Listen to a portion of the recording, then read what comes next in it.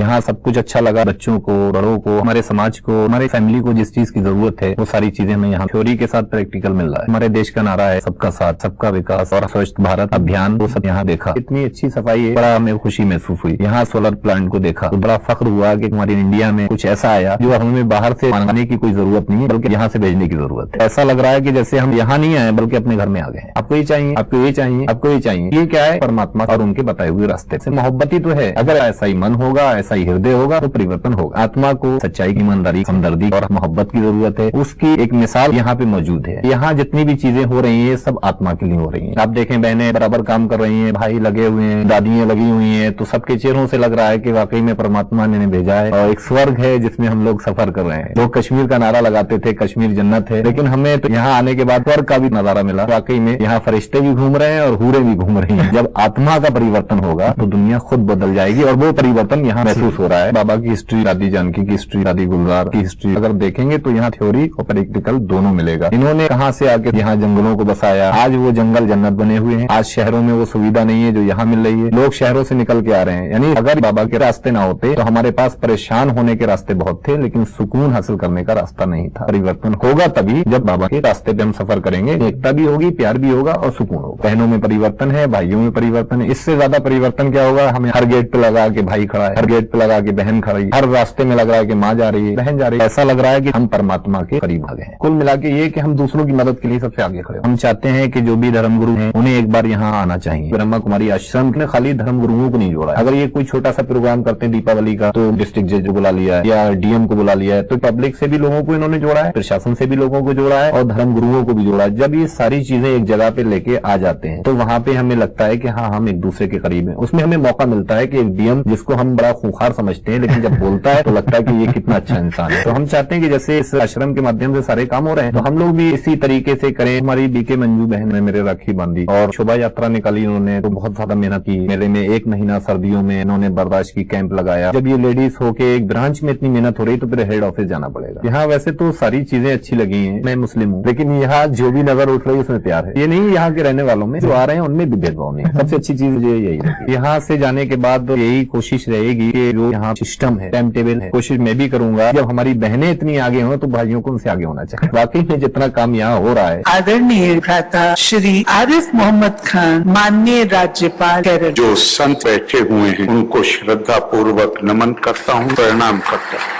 संतो भूमि तपसा धारयन्ति। जब संत बैठे हों सामने तो कठिनाई ये है कि मेरे जैसा विद्यार्थी कैसे बात कर। गुरुओं की और संतों की मौजूदगी में भाषण तो नहीं दिया जा सकता। मैं जो भी बोलूं उसे मेरी जिज्ञासा समझिएगा।